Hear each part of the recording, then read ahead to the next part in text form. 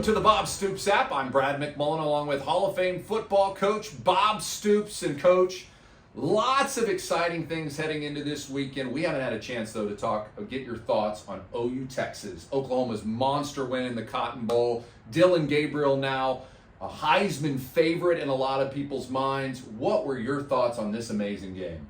First of all, as a team, incredible win and showed great toughness, mental toughness to hang into the end. I believe Texas is a very good football team and a tough football team. And we were able to hang in there to the end, and not hang in there, but play our butts off, give ourselves an opportunity to win at the end of the game, and went right down the field and did it. You know, so that shows a lot of what this makeup of this team is. Coach Venables and his staff to have played the way and prepared these guys the way they did, I thought was a great win. One of our better ones through the years. And then individually, as you said, Dillon Gabriel through the entire game was mistake-free. Ball was never on the ground, no interceptions, no turnovers. That's big, you know, to me. Had very few penalties. You talk about playing a clean, really sharp game, not quarterbacking as a team. Really strong performance in my opinion. And few things stick out. Again, his execution throughout the game, the last drive, the way he and give Coach Levy credit, calling the plays and the guys making the catches and, you know, running, being in the right places, not having penalties to put them in the hole. Just really great that last drive. And then let's reverse the other side of the field, the first and goal from the 1 yard line. You talk about toughness and a new attitude on defense. We stop them 4 straight times. Great hits and physical play to be able to stop them. That to me, those two things, the last drive and then the first and goal stop, you know, from the 1 yard line, those two things won the game and was really great. And I kind of chuckle a lot of people, well, Texas maybe, and, you know, they outplayed them. What are you talking about? I know they had the turnovers. We had a block punt for a touchdown, right? Yes. We gave them a fake on a fourth. Gave them up a fake on fourth down that led to a touchdown. Yes. So those aren't going to happen again either the next time we play. So if we play in the championship game. So I don't want to hear all that. I thought in the end we made the plays that made the difference. I think what was impressive to me is that it was a total game, right? It wasn't like, oh, you just got the momentum and that's how they won. It was a roller coaster ride of a football game, and I think that's what got a lot of people excited, which is why they went into the top 5 in the AP for a week, now at number 6, because they didn't play last week. But it's because people saw that this is an Oklahoma team that can play at the highest level. Absolutely, and primarily, you know, the great defense and the turnovers. And those turnovers aren't being just thrown to us; those are being forced. Vicious hits. Absolutely. Great scheming. Absolutely. So, and third and fourth down stops.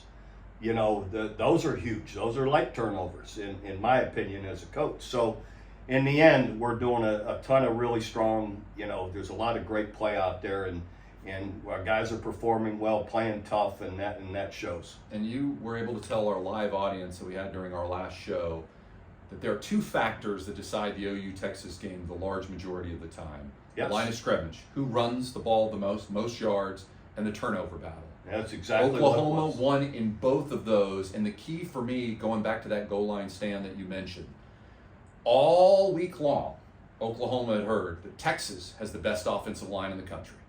The Texas Longhorn offensive line pushed around Alabama, and they are going to dominate the OU defensive line. They weren't looking for 10 yards. They weren't looking for 8 yards. They weren't looking for 7, 6, 5. They were looking for 1 yard. And that defensive front pushed the Texas offensive line backwards so much that they didn't want to run a quarterback sneak because they knew that there was too much penetration by the defensive front. And so then they went to Xavier Worthy on that 4th down play, trying to move it away from the offensive line, and he still couldn't get in. Total defense stood big time. Yeah, agreed. I mean, our D-line was every bit a match for their O-line. That showed throughout the game.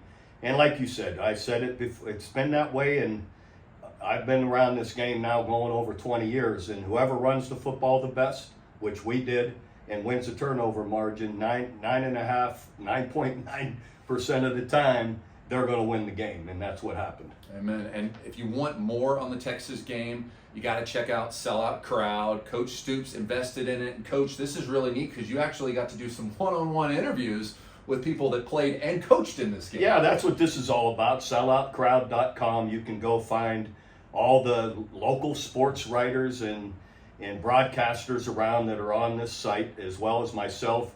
I believe Toby Keith in time will be with the people he's familiar with. And I got to thinking, I can do this. Just have my own podcast just like this. And I can get people on that maybe you can't or other people aren't able to reach.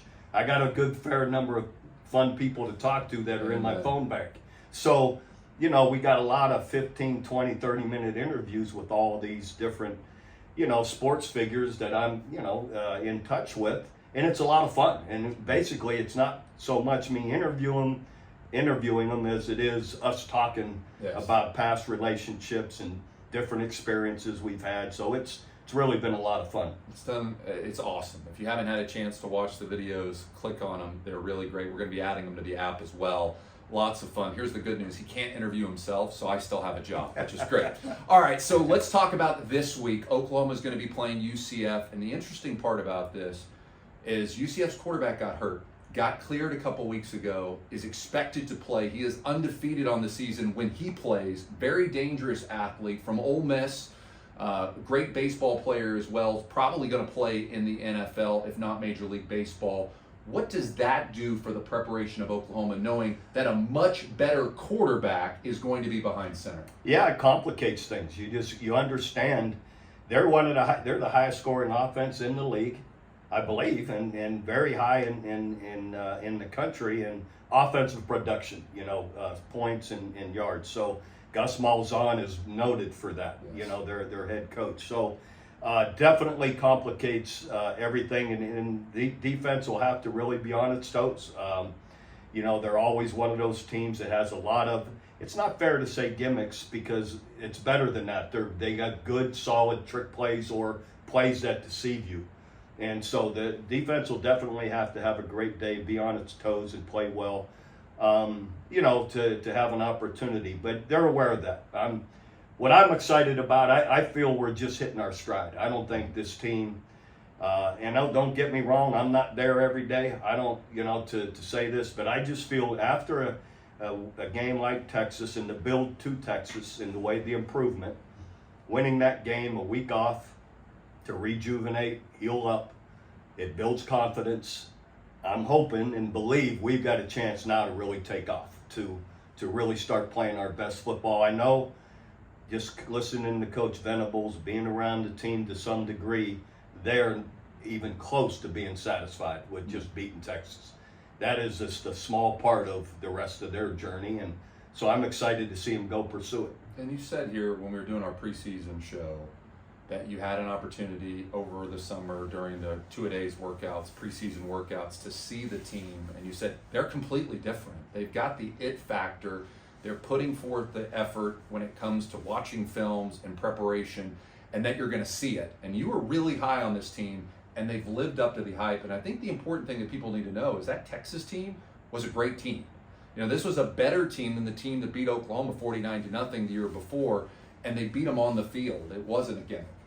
Agreed totally. I'm a believer, as you just said, in Texas, that they are a darn good football team. And still are, just because they lost a tight game to us. And, so definitely I just see the work ethic of our team, the hunger, how hard they play in every part of the game.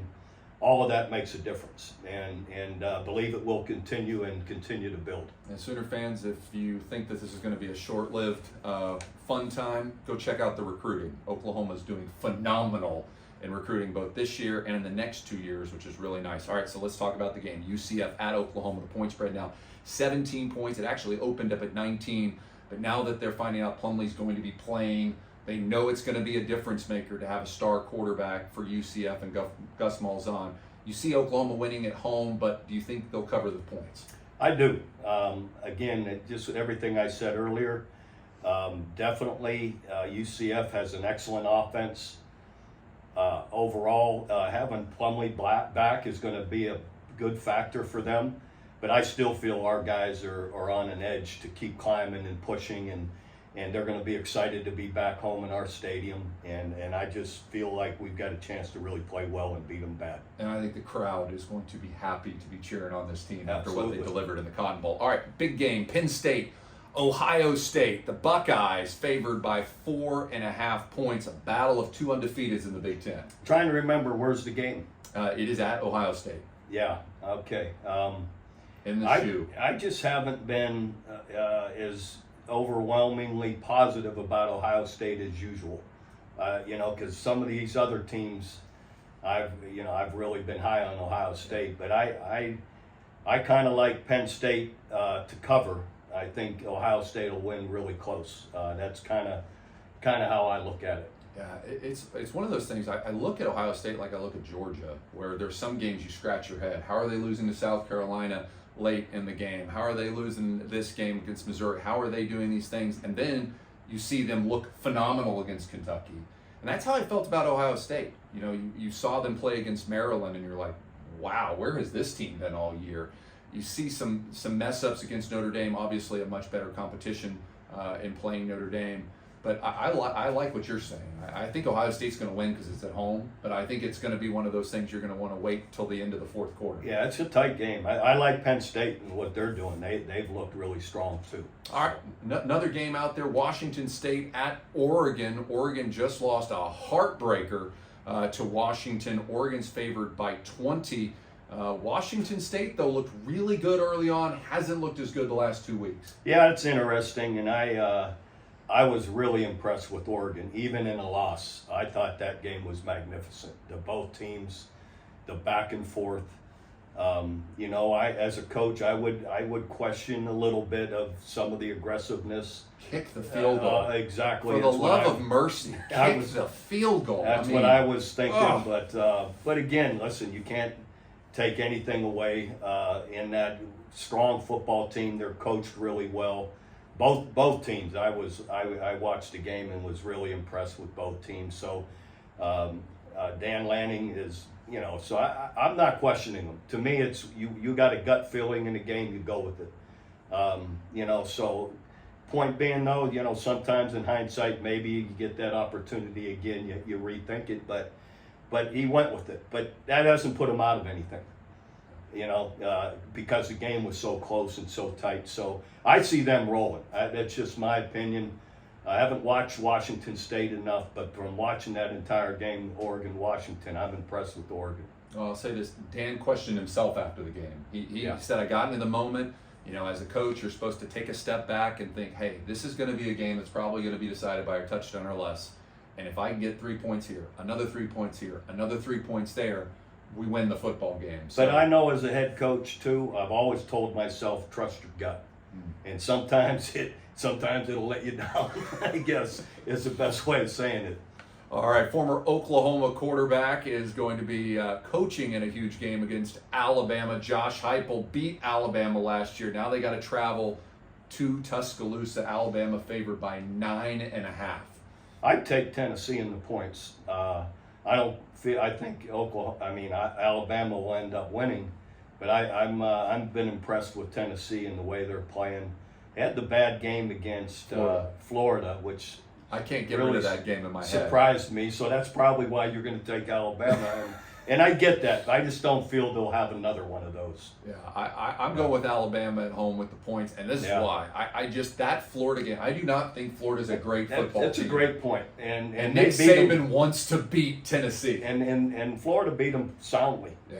And if you're the quality of football team to beat Alabama, that doesn't happen. Maybe you lose on a last-second field goal, but not the way they lost. Yeah, and I love this about. Good point. I love this about Coach Venables, where he didn't necessarily make the team watch the tape from the 49-0, but they always did something with 49 in practice, just to remind them that you're going to get this team again, and I don't want you to forget about it. Yeah. Well, something that Coach Saban has been doing is he's been reminding them about that game all throughout the course of the season. Just little tidbits here, and the seniors had a meeting. I think there's going to be something ready for that. And weren't they smoking cigars after the game, kind of like a championship game? Yes, sir. I bet that picture is circulated somewhere. Yeah, absolutely. All right, sticking in the SEC, Ole Miss favored by 6.5 at Auburn. Auburn played really well against Georgia for a half. They weren't able to get it done.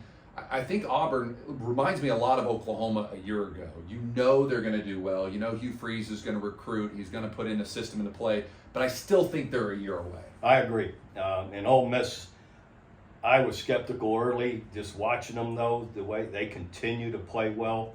They've got a strong team. And if the starting quarterback from Oklahoma State from the last few years can't get on the field, then that quarterback's really good, because I think he's really good. So, point being, I've been impressed with Ole Miss, and Lane Kiffin's done an excellent job there. So I don't see them going away. So I think they'll continue to do well. I agree with you. I like the Rebels on the road. All right, Jim Harbaugh back in the news. They've been talking about the fact that he is stealing signs, which is not illegal to steal signs on the game day. But they're saying, I guess he had used some intel or something like that. Some people say it's a lot to do about nothing. Some people think it's really, really big. But they've got an arch rival game against Michigan State, who is looking for a head coach themselves. There's a lot to digest. Yes, I'll just, from what I understand about sign stealing, it's illegal and should be to film and video and go back and review. That's a no-no, and should be. That is a no-no.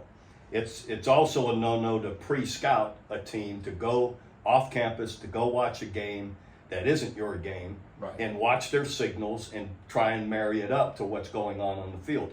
Totally illegal and should be punished. Yes. Both those things should be punished, filming or going to video. Now, if I can look across the field and I know just from looking at you what's coming, that's your fault for having bad signals or not having complicated enough system so people can't just look over there and know what you're doing. I played in a game a long time ago, God rest his soul, against Mike Leach, my dear friend, and we're looking across, he was with me. Yes. Running the same place, and he had the same signals. And one of the early games, we're across the field, and we're beating them in the fourth quarter, and we're calling out to the, we knew even what they called their place. 92, blue flip 95. Certain, 93. We had all these. We're screaming out at the players, 92, which is the mesh play that he ran all the time. And our players are relaying it. Receivers right next to me on the numbers said, "Coach, why you got to be calling out our plays all the time?" I said, "Because your coach won't change his signals." And the kid was laughing, but game was over. It's in the fourth quarter. Anyway, point being, that's your job to, if you notice something, whether it's a formation, a sign, to tell your players. I mean, that's all fair in the game of what we do.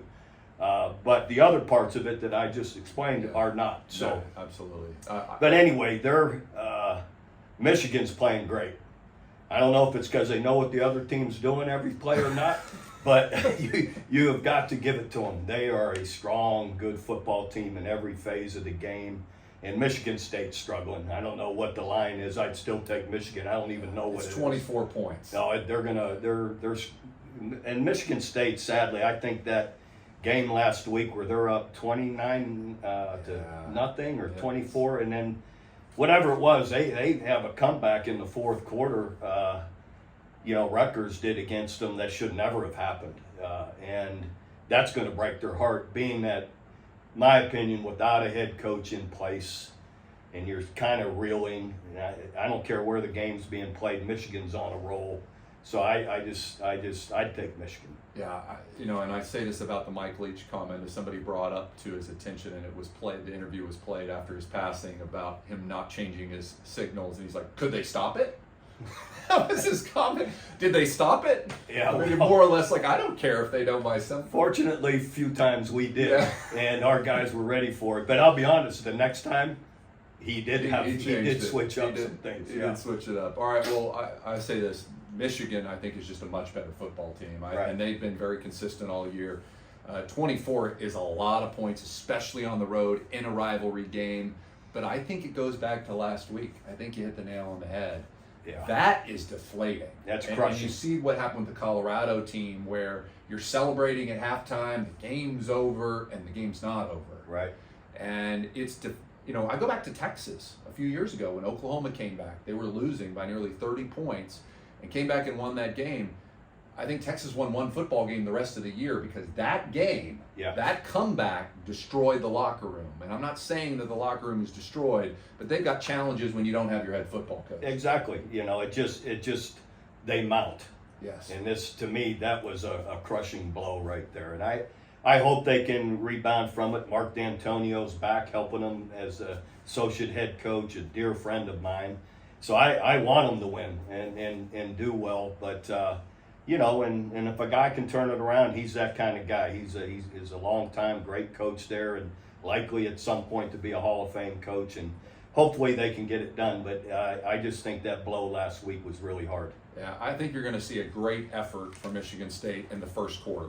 And then I just think the talent, the level, and all those other things, maybe some signs will help Michigan in that one. All right, big game in the Maybe ACC. Michigan State will pick up some of Michigan. They need to. They need to hire that guy. All right, Duke at Florida State. Duke number 16, Florida State number 4. Duke, of course, beat Clemson early on in the season. They looked well at times and then kind of just haven't been as consistent.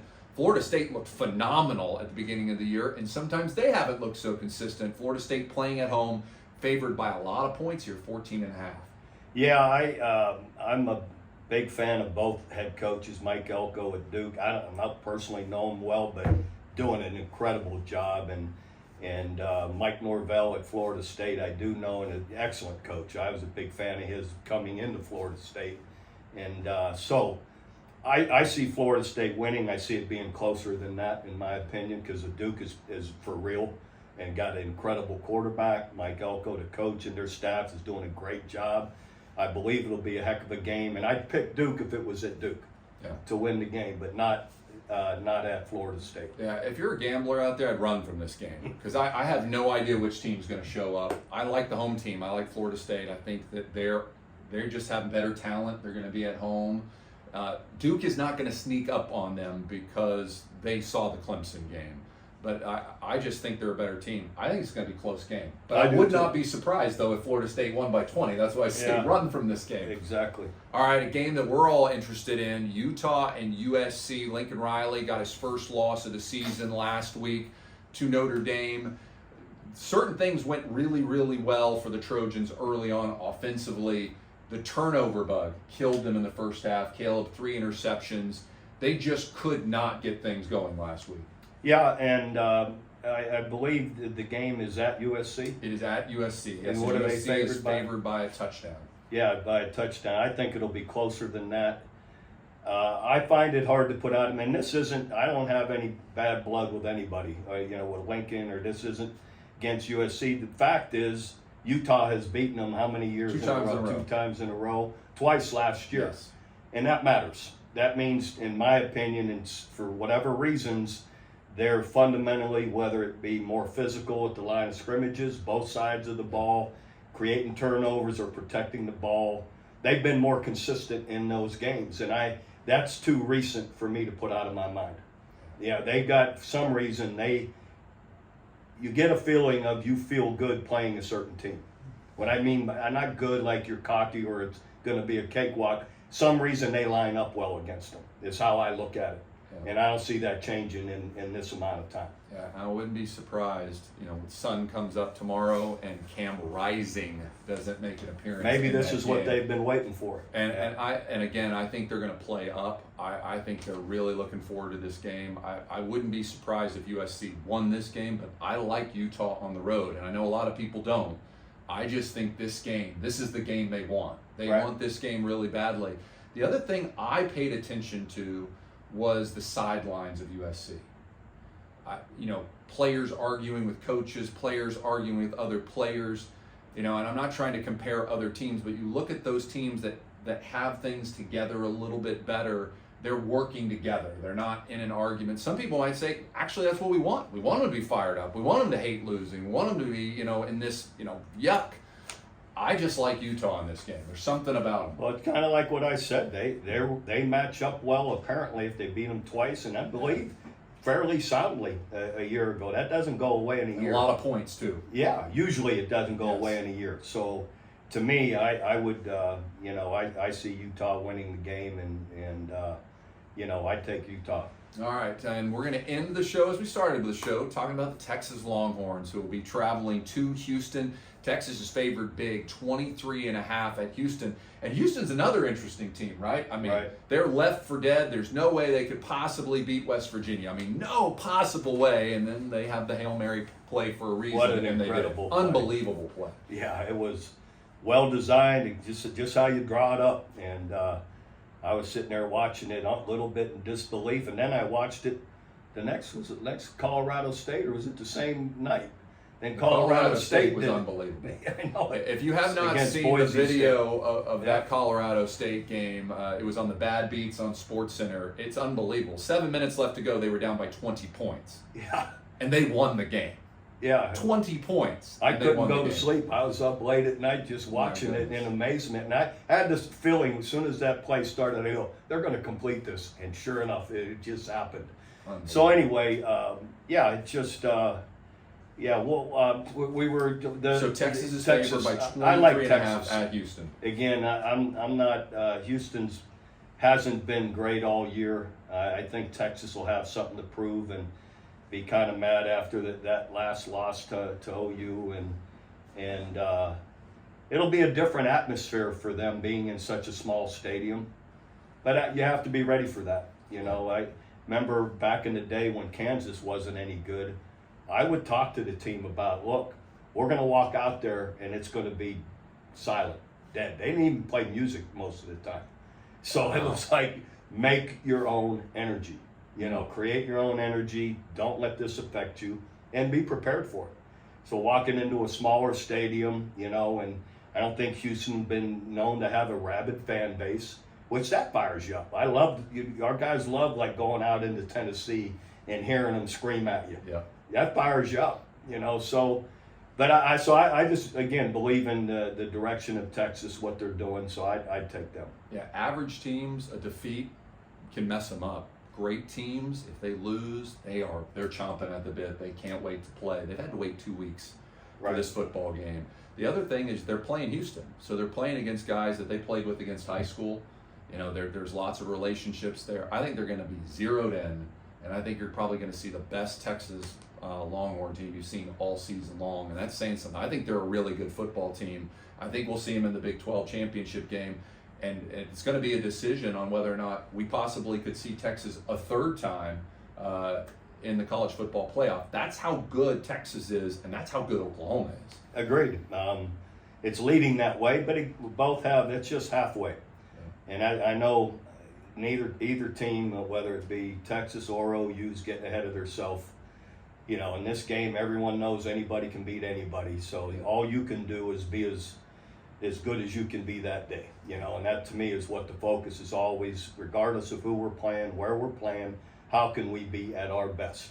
And to me, that's the mission, and hopefully for OU that keeps happening the way it has been. It's going to be fun, a lot of fun football to watch on Saturday. For Coach Stoops, I'm Brad McMullen, reminding you for videos anytime, just tap on our video link. Have a great weekend, everybody.